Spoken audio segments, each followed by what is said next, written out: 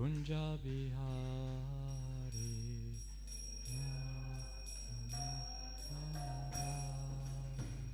Kunja Bihari Gopi Janavalava Girivaradhari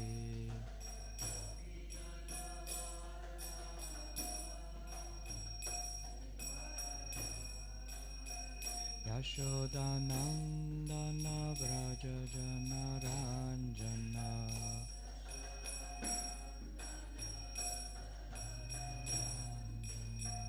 Yamuna Tira Vanachari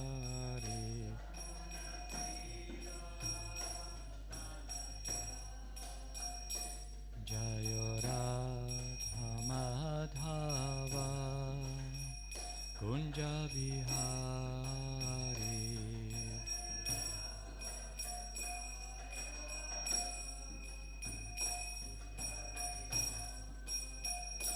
Jaya Gopi Janavalava Girivaradhari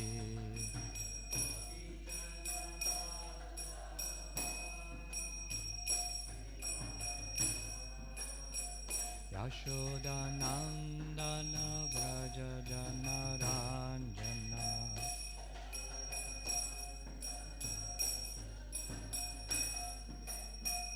Yamuna Tira Vanachari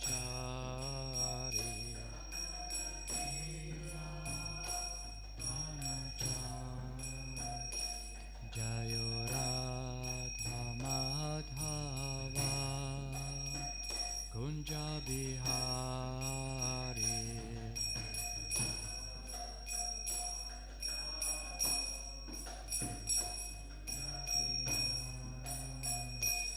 Jaya Gopi Janavalava Girivaradhari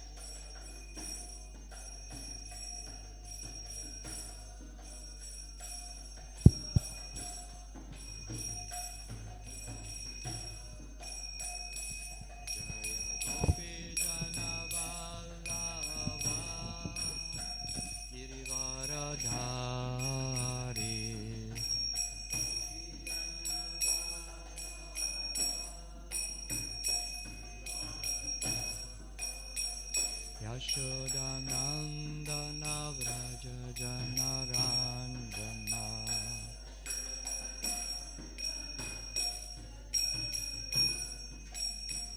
Ramuna Tira Vanachari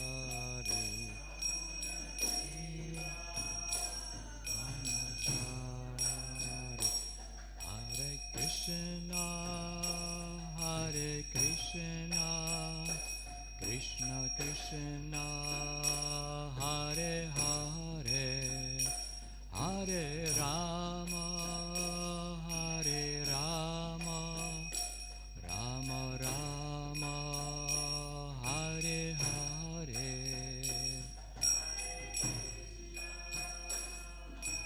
Krishna Krishna Krishna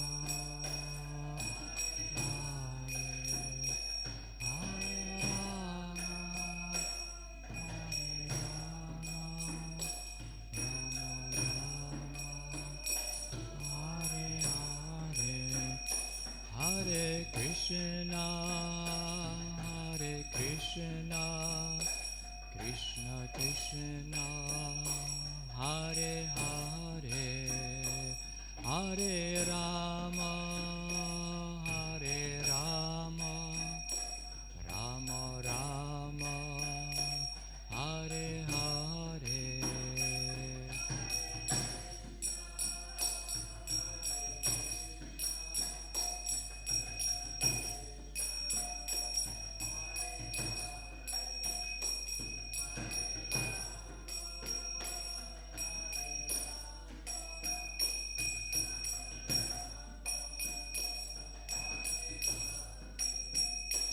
Nitai Gora Hari Bol, Hari Bol, Hari Bol, Nitai Gora Hari Bol, Hari Bol, Hari Bol, Hari Bol, Nitai Gora Hari Bol.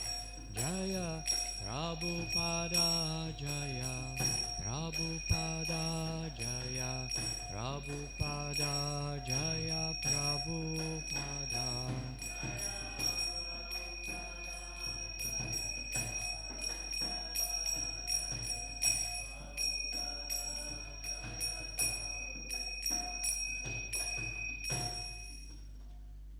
Jai Nitya-lila Om Vishnupad Paramahamsa Parivrajacharya Asashita Shri Srimad Bhakti Vedanta Swami Srila Prabhupada Ki Jai. Jai Nitya-lila Om Vishnupad Paramahamsa Parivrajacharya Asashita Shri Srimad Bhakti Vedanta Saraswati Goswami Prabhupada Ki Jai.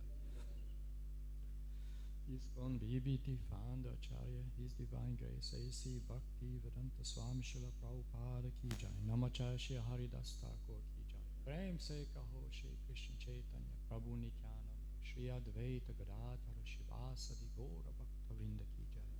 Shri Shri Radha Krishna Gogopinath Shama Kund Radha Kund Giriraj Govardhana Ki Jai. Vrindavan Mathura Dhama Ki Jai. Mayapur Navadvip Dhama Ki Jai. Shri Jagannath Puri Dhama Ki Jai. Ganga Maye Ki Jai. Yamuna Maye Ki Jai. Tulsi Devi Ki Jai. Bhakti Devi Ki Jai. Samaveda Bhakta Vrinda Ki Jai. Transcendental Book Distribution Ki Jai. Transcendental Prasadam Distribution Ki Jai. Shri Harinama Sankirtan Yagna Ki Jai. Cow Protection Ki Jai. New Govardhan Farm Community Ki Jai. All glories to the assembled devotees, all glories to the assembled devotees, all glories to Shri Guru and Shri Gauranga, all glories to Srila Prabhupada. Hare Krishna. Om Namo Bhagavate Vasudevaya. Om Namo Bhagavate Vasudevaya. Om Namo Bhagavate Vasudevaya.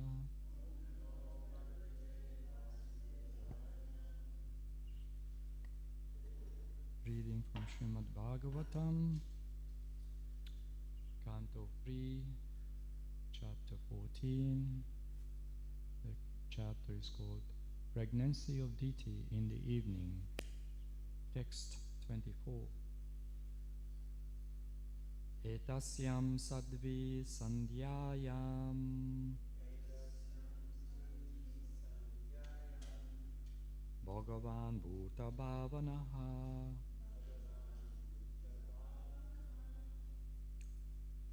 Parito bhuta parsadbhir Vishena tati bhutarat Etasyam sadvi sandhyayam Bhagavan bhuta bhavanaha Parito bhuta parsadbhir Vishena tati bhutarat Etasyam sadvi sandhyayam Bhagavan bhuta bhavanaha Parito bhuta parasatbhir Vishnatati bhutarat.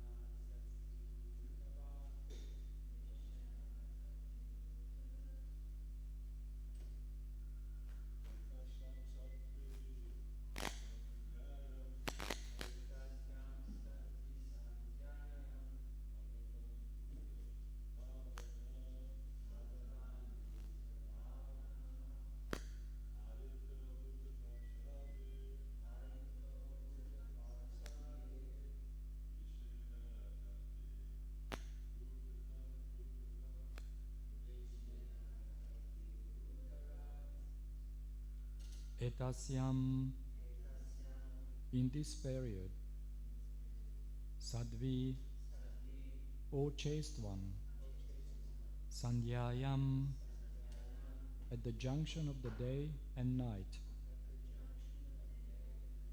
Bhagavan, the personality of God, Bhuta Bhavanaha, the well-wisher of the ghostly characters, Paritaha, surrounded by, Bhutapa Sadbi, by ghostly companions, Rishena, on the back of the bull carrier, Atati, travels, Bhutarat, the king of the ghosts. Translation and purport by His Divine Grace, A.C. Bhaktivedanta Swami Srila Prabhupada. Lord Shiva, or Rudra, is the king of the ghosts. Ghostly characters worship Lord Shiva to be gradually guided toward the path of self-realization. Mayavadi philosophers are mostly worshippers of Lord Shiva, and Shripad Sankaracharya is considered to be the incarnation of Lord Shiva for preaching godlessness to the Mayavadi philosophers. Ghosts are bereft of a physical body because of their grievously sinful acts, such as suicide. The last resort of the ghostly characters in human society is to take shelter of suicide, either material or spiritual.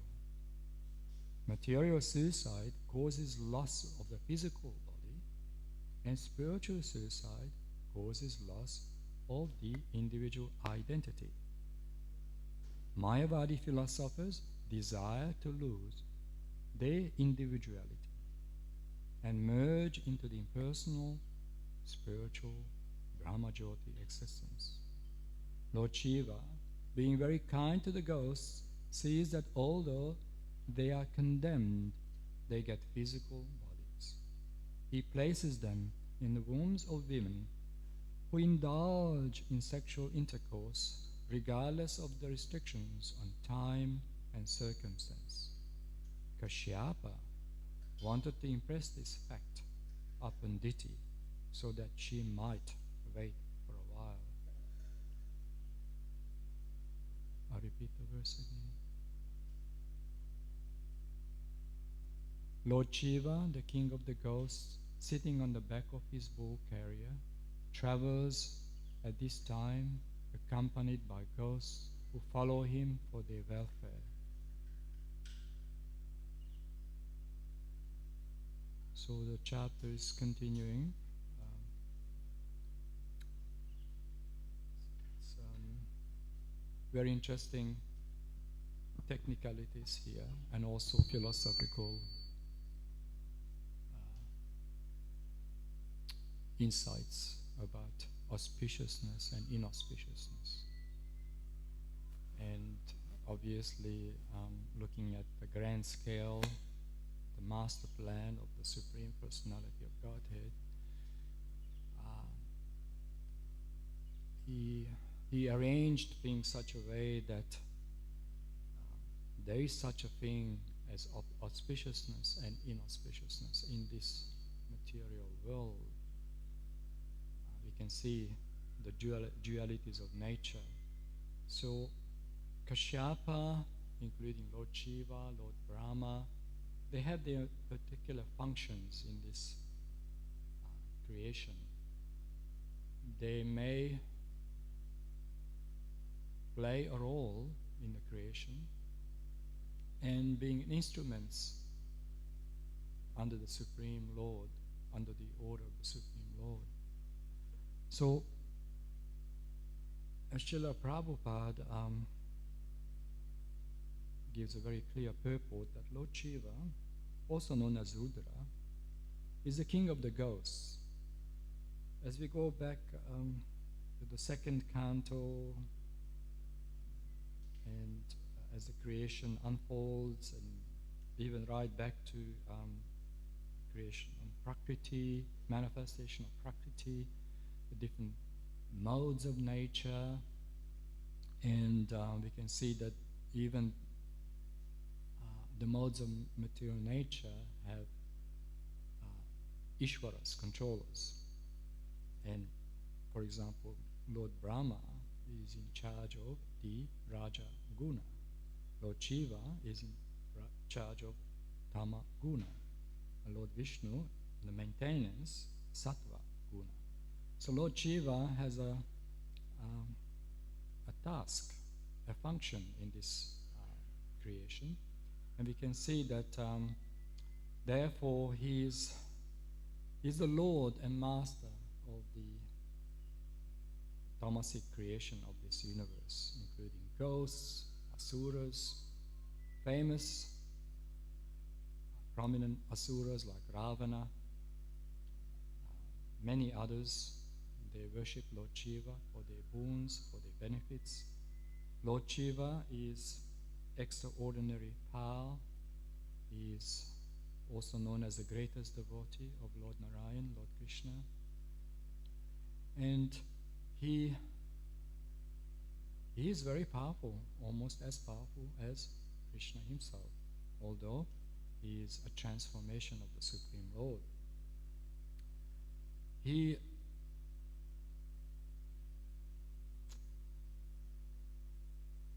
guides living entities in the lower modes, especially very tamasic creatures, ghostly characters who worship Lord Shiva, to be gradually guided toward a path of self-realization. So we can see that Lord Shiva has followers, and often we see paintings of Lord Shiva where all kinds of asuric or tamasic creatures, snakes, all the low patalaloka creatures, they follow him, because this is also plan of the Supreme Lord, that some or other, even if it takes many kalpas, the living entities will be guided gradually to higher realms of consciousness, to the platform of goodness eventually, and then to transcendence. So, but that takes time. So there are functions, there are personalities behind this. Lord Shiva, being very compassionate, being a great devotee, the greatest devotee, is doing a great service to Lord Narayan in this creation, including Lord Brahma, and the other Ishwaras also, because they're all great devotees, including many prominent demigods, especially the superior demigods, Varuna, Vayudev, Indradev. They all have their posts, and many of these positions are posts. So they may take, different jivas take these positions sometimes, including Lord Brahma. So they're not always fixed. There are different posts and positions. Just like there are different leaders of countries, time to time, there's new election coming up, and there's another person takes the position of Prime Minister or President. Similarly, the demigods also taking positions. So they are great devotees, and they have their functions. Agni Dev, great personalities, and they all support the supreme government, the supreme governance of this entire material cosmic manifestation. And Lord Shiva is leading and guiding the tamasic creatures. So persons who are very much attached to these lower modes of nature, tamaguna, they worship Lord Shiva for material benefits, often destructive benefits. Ravana especially wanted powers, and mystic powers. Just like Hiranyakashipu worship Lord Brahma for powers and immortality. So you can see that the demons and tamasic creatures, all kinds of ghostly and ghastly personalities, they worship Lord Shiva because Lord Shiva is very merciful, very easily pleased and easily angered. So they worship Lord Shiva because Lord Shiva is very kind to them and giving them all the boons and powers, what they want. And they perform tapasya, just like Hiranyakashipu performed great tapasya to get the attention of Lord Brahma. And so some of these superior devas require and also expect regular worship. That's why we can see that in the Vedic times there were regular worship. Pancha Mahayagna, the demigods were being worshipped regularly for material prosperity, abundance, just like in Vraja Lila. See, the inhabitants of Vraja Bhumi, they worship Indra because they recognize the authorities of nature. But of course, as we know the story, that there's even higher authority. So, but nevertheless, these ghostly creatures were attached to Lord Shiva. So, and Srila Prabhupada gets into the distinction between material suicide or spiritual suicide. So different categories also, but nevertheless, people commit suicide is a violence against the jiva. So violence against themselves really, which is a great sin. Committing suicide is a great sin. And Lord Shiva is directing some of these jivas who happen to be in a ghostly form, a subtle form, to take birth or take a body which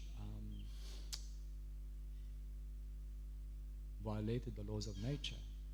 So often these personalities who commit suicide, they become ghosts, subtle entities, and they require another physical body.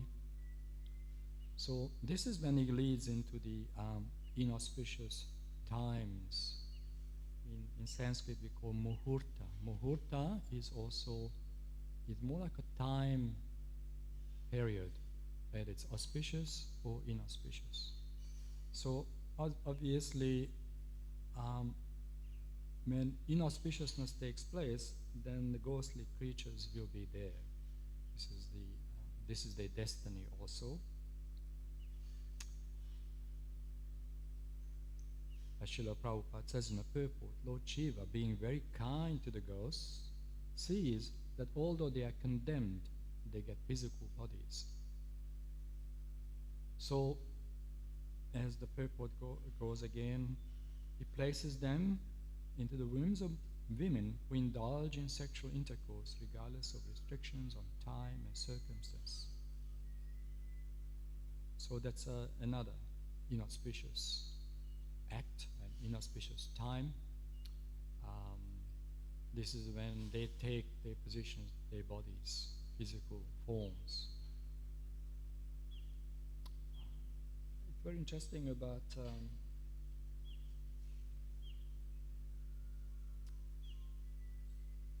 cosmological influences. Just like why the consideration of auspicious and inauspicious times are so important even for Vaishnavas, at least to some extent, because we are in a material world and we are affected by so many things, even cosmological influences. For example, Brahma Muhurta. Muhurta is very, very favorable to begin the day with. Then also other inauspicious muhurtas. Rahu Kalam, for example, cosmological influences.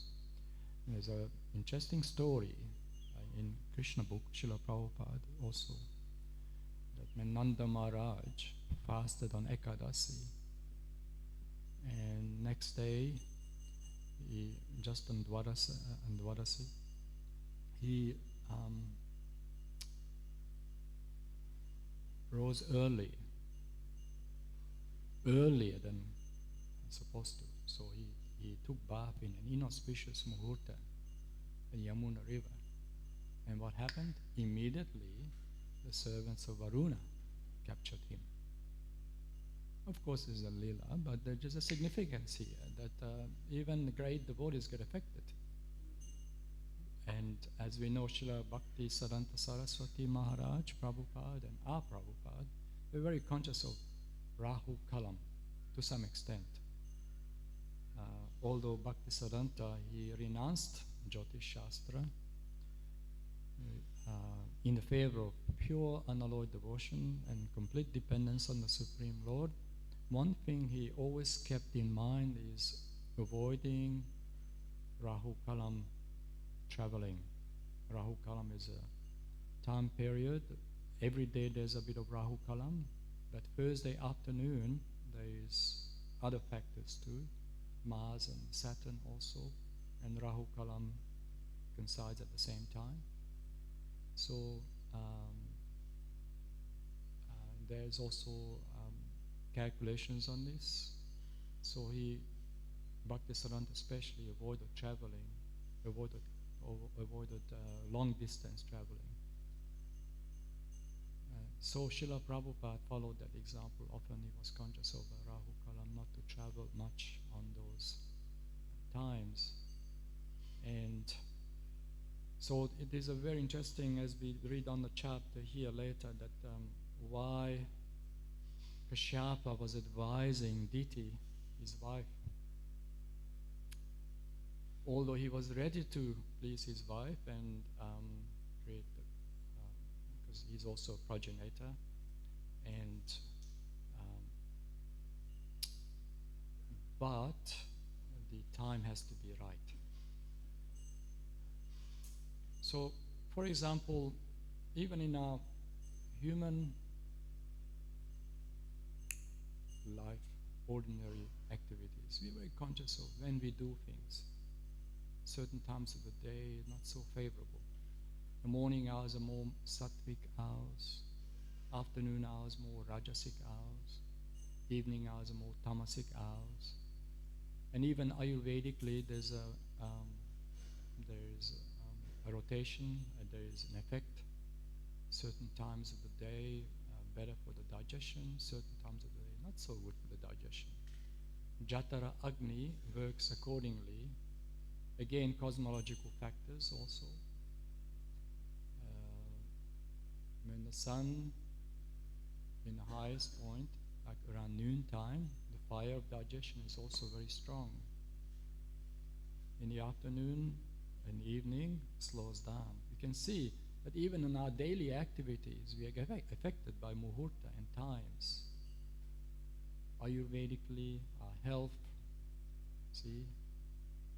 So we are conscious. And similarly, especially major decision making in our lives, we have to be very careful. We have to be very conscious of our activities and the possible consequences. So Diti, she was not conscious of the consequences, but Kashyapa was conscious. But somehow or other, as we read on the chapter, he satisfied her, which had a negative outcome, obviously, as we read on. inauspiciousness takes place. To produce a child, procreation, everything has to be done scientifically with the best consciousness, with the best intention. So it has to be some scientific calculations and predictions and timing. This man, the astrologer, comes in and does a lot of these tools we call Jyotish Shastra, or Vastu Shastra, or Ayurveda Shastra. They were tools complementing human life, really. They weren't the purpose of life, but they're just complementing in our journey on the way back home, back to God. They were sattvic knowledge, mode of goodness, helping us to lead our life peacefully and happily. Even the word Ayurveda means longevity, health, and helping us to have a healthy body, clear mind. We have the vigor and the invigoration to progress in spiritual life. Everything about succeeding in our spiritual journey, really, on the way back home, back to Godhead, which is very challenging for the conditioned souls. And we have our destiny here. Therefore, the Jyotish Shastra was like a GPS. I tell you, okay, there's certain things you have to be careful. You can avoid that. You have an option. We can't change destiny, but we have options. And of course, more we surrender to Krishna with pure heart and intention, more protection we get from the Lord. We cannot just rely on mechanical assessments like astrology. No, we have to depend on Krishna. We have to take shelter of the process of devotional service, chant the holy names, and if we have the option to consult experts who may able to help us, giving us directions, even with major decisions in our lives, they can look into auspicious timing. When to produce a child, when to get married, when to do this, when to do that. Because it's all just like in Vastu Shastra, there are so many different stages of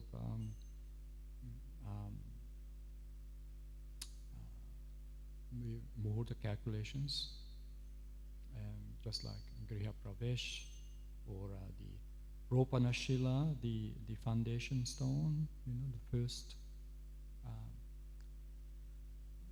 pujas happening, everything on time. There's certain stages, it's all had to be astrologically favorable. So Nanda Maharaj was not aware. He took bath in the Yamuna in an inauspicious time. Prabhupada says also inauspicious time. I even have and Kashyapa was very, very concerned. My dear wife, Titi, it's a very inauspicious time. It's going to result in a very negative consequence. And of course, she was overwhelmed, and being a woman, she had a very strong desire to have a child, motherly desire. Just see. Srila Prabhupada says here.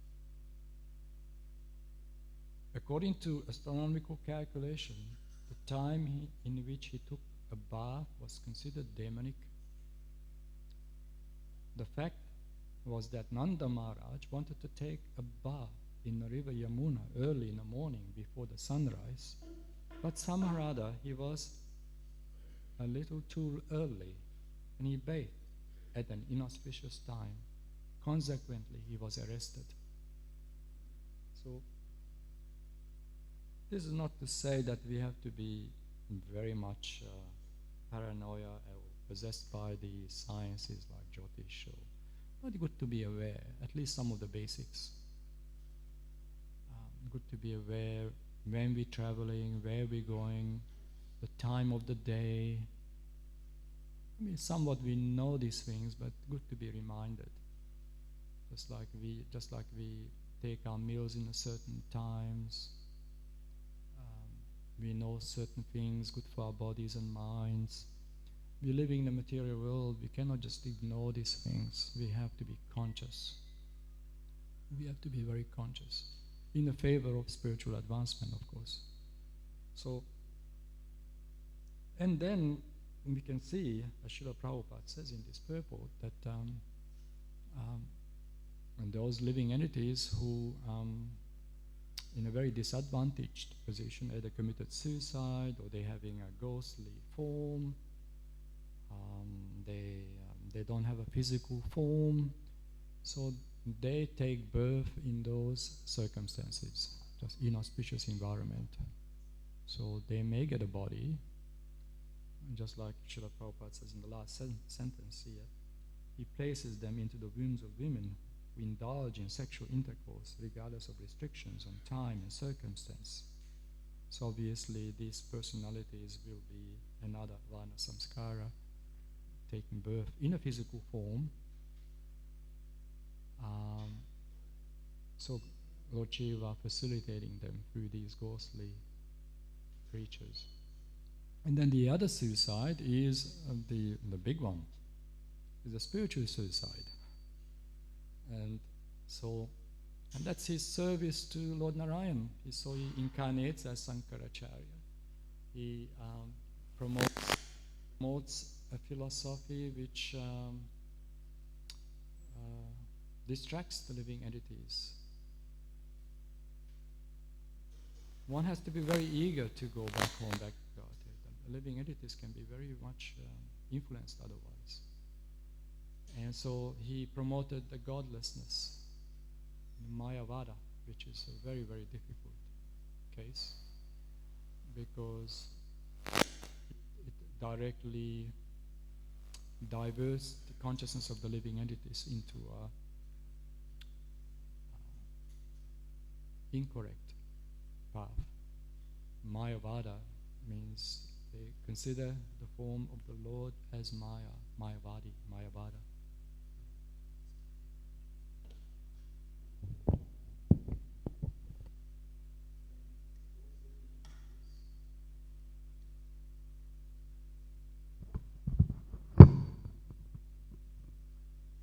They deny their spiritual identity. Therefore, it's a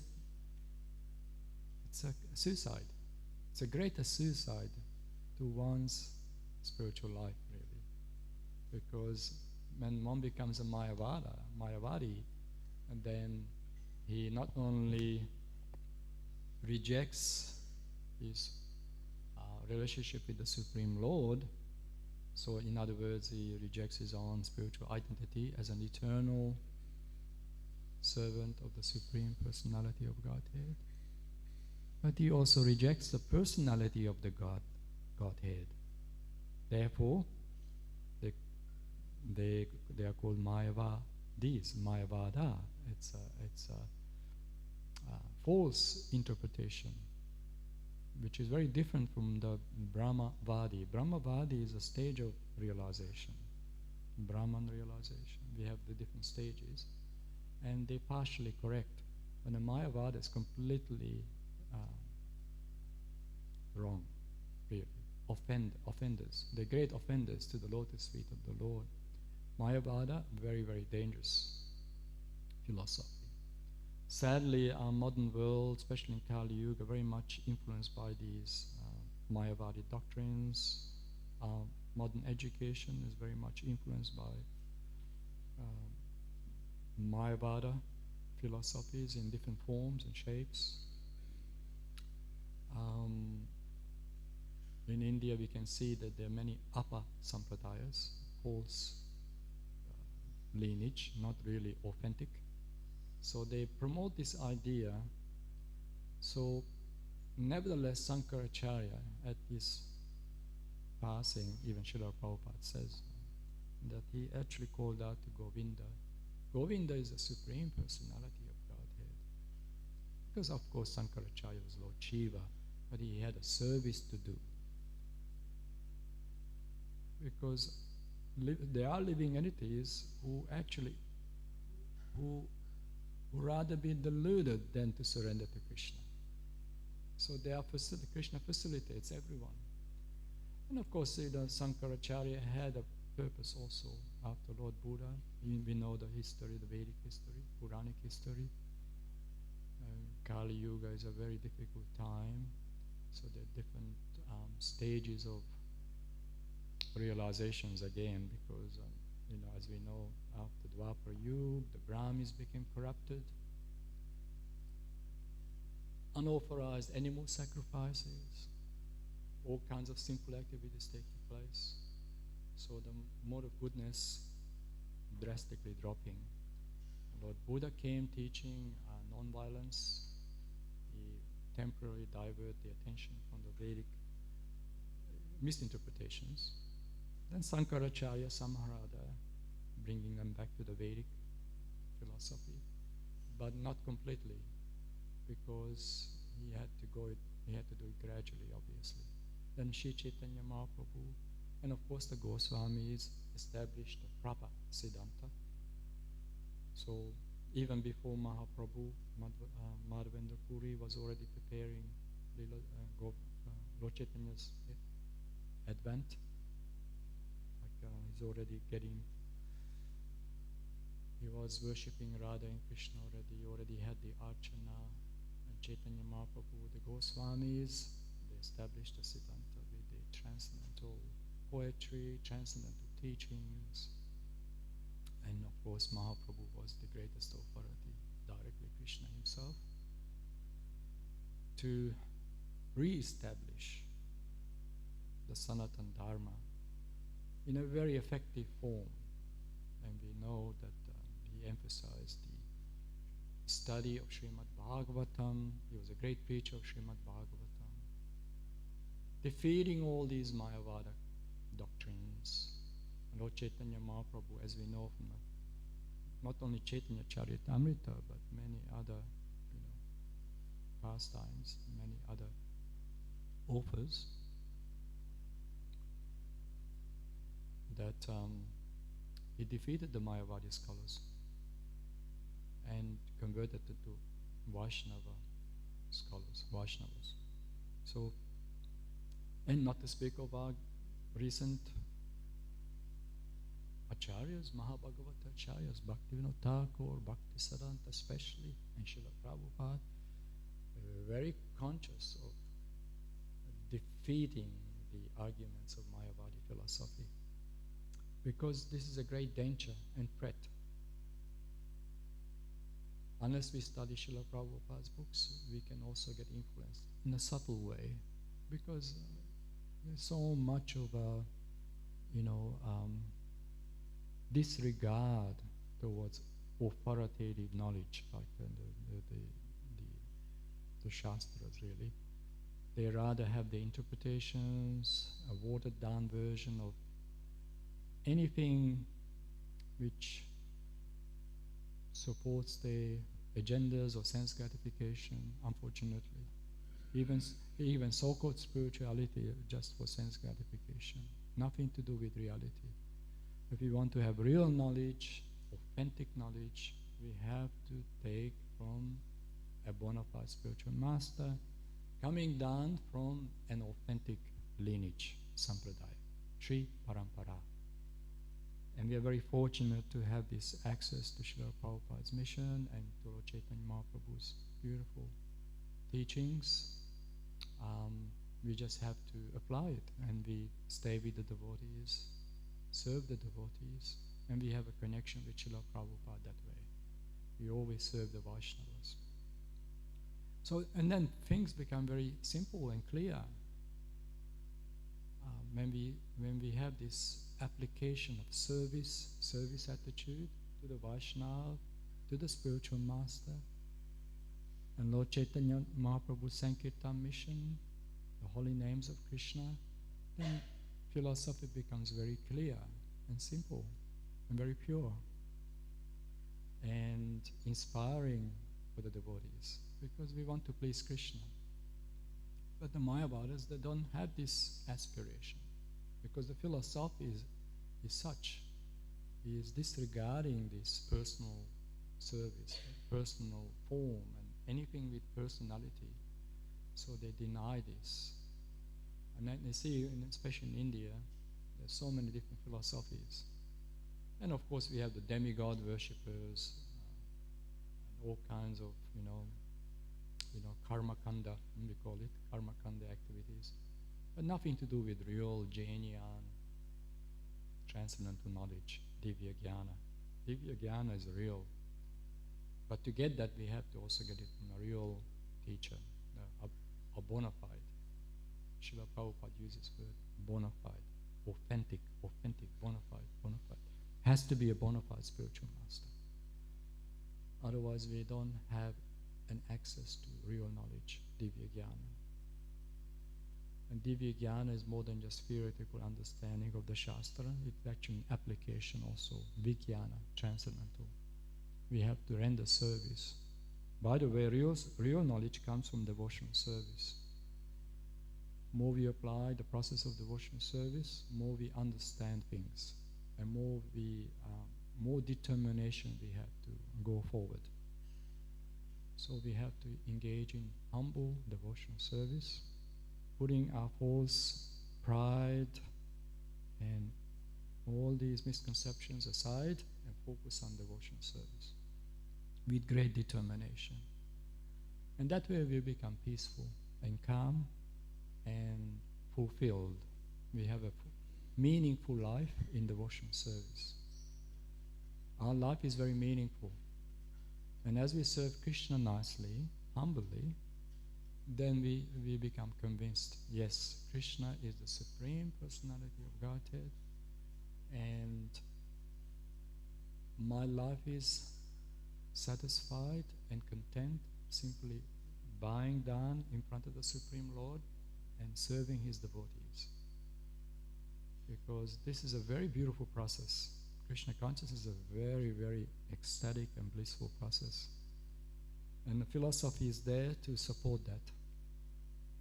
So there's a lot of technical details also, like this particular chapter about auspiciousness and inauspiciousness and why we need to be conscious of this or that, because we are in a material world, that's all.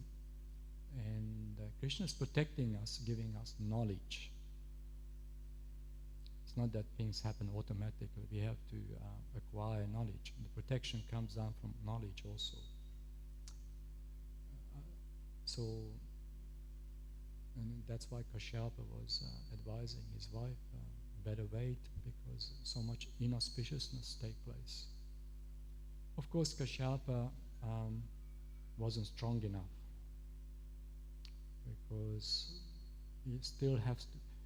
He also made a mistake. He wasn't strong enough to guide his wife, unfortunately. I mean, in philosophical sense, of course, a great personality, but Srila Prabhupada also says in the previous verses also that he submitted, although he knew the problem. So we have to be very careful with auspicious and inauspicious activities. Devotees should be very careful, because all these things can be hindrances. And we know, from as we read on the Bhagavatam later on, Hiranyaksha and Hiranyakashipu. See, this is the result of inauspicious timing of deity. Look, the devastation. So similarly, to avoid Vana Samskara, we have to be conscious of these things. Therefore, the Vedic regulations to produce a child who may become inclined towards devotional service have to be done according to scientific considerations, Shastric considerations, and by the blessings of Guru and the Vaishnavas, of course. That's always the most important. Then samskaras, all these things happening, and then there's a great chance that the child will be a great soul, great devotee, engage in beneficial activities for the benefit of the whole world. So, there's still some pious families in India, Vaishnava families, not that many, but there's still some very righteous, pious families who consider these things. Just like when Krishna appeared as a child in Vrajabhumi, they called the family guru, Garga Muni. So Garga Muni did the chant right away, seeing Krishna's auspicious appearance. Same with Mahaprabhu. So these are part of Vedic culture. It's the psychology of Vedic culture to see everything favorable, unfavorable, auspicious, or all that. So Lord Shiva and the ghostly creatures knew that where there's inauspiciousness, we go there. That's why we have to be also very careful, even ourselves, on a daily basis, that we rise before Brahma Muhurta, so we can attend the Brahma Muhurta time, because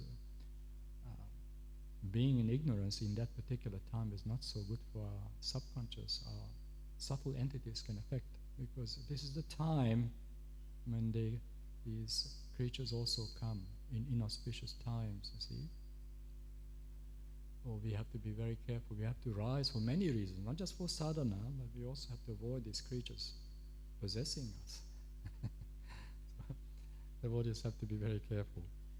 So more of ignorance in those sattvic hours, Brahma Muhurta, auspicious times, not so favorable for our spiritual life. We have to rise and perform Mangala Arti, favorable, auspicious, Mangala, favorable, auspicious. So then gives us the energy, the enthusiasm, and the determination for the day to carry out our daily activities. Everything becomes more or less successful. If you wake up for the Mongol Arti, chanting your rounds, some good rounds at least in the morning, and then helps your day for sure. You remain focused in Krishna consciousness, and you can accomplish more. So it's just a little reminder for all of us, because we can become complacent sometimes. So, but of course, when we read Srila Prabhupada's purports, we can see some technical details, but also the projection, the philosophy, that we have to avoid inauspiciousness. We have to create auspiciousness in our lives. Therefore, when one engages in sadhana bhakti, hearing and chanting, shravanam, kirtanam, hearing, attending the classes, why Srila Prabhupada designed a beautiful program for us. So we attend the classes, hear the Vaishnavas, serve the Vaishnavas, according to our capacity, whatever, engage in devotion service. And then we remain in that pure consciousness. For many reasons we have to be in a pure consciousness. First of all, life is unpredictable. We don't know when is our last moment. So we have to be conscious, we have to be prepared. We have to be prepared that death can come anytime. So nothing is really assured. We have to be ready, we have to be prepared. We have to prepare our consciousness. We have to remember Krishna. We may not be so lucky as Parikshit Maharaj, who had at least 7 days to hear. So we have to be ready right now. We have to hear the Shastras. We have to hear Srila Prabhupada. Not to listen to one lecture of Srila Prabhupada every day. I do that every day, at least one lecture. Hear. And of course we read his books, but also hear his lectures and room conversations. Nice, stimulating our knowledge and giving us inspiration. Much more love for Srila Prabhupada. And that's it. We remember Krishna. We want to remember Krishna. We want to love Krishna. That's it. And life is successful. Hare Krishna. Any comment or questions? Hare Krishna. Yes, sir. Yeah, okay. Yeah. Yeah. Yeah. To lend oneself to a guru. Yes. Like here, it is very clear that the guru is the one who is the one who is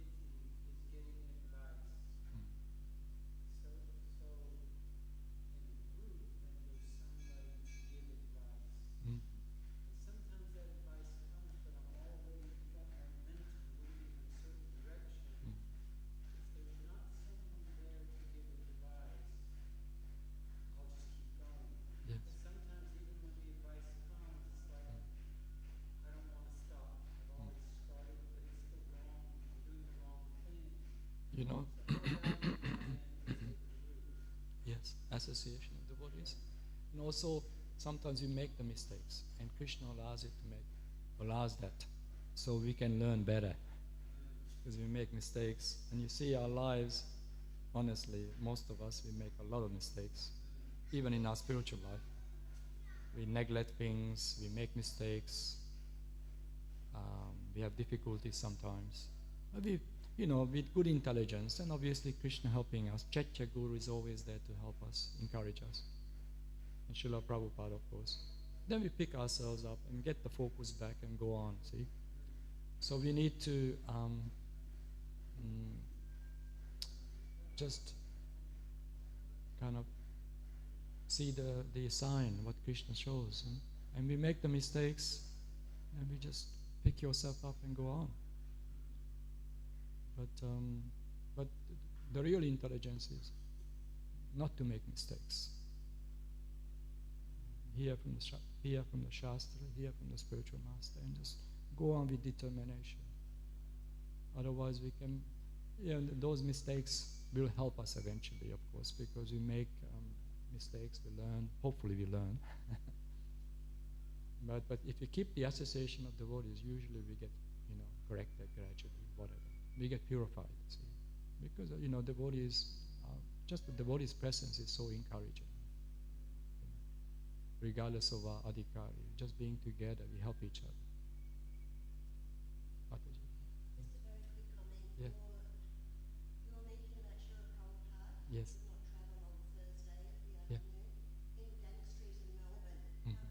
74, 75, it was realised that Prabhupada was meant to be leaving Mm-hmm. Australia on the Thursday afternoon. Oh, okay. And Prabhupada's servant brought it to Prabhupada's attention. Prabhupada, this is on Wednesday. Prabhupada said, he said, pack the bags, put them outside the door. That means we have started our Yeah. Bhaktisiddhanta did that too. Yeah, so that's, and we were all like, wow. Yeah. We were so impressed. You see, Srila Bhaktisiddhanta, thank you.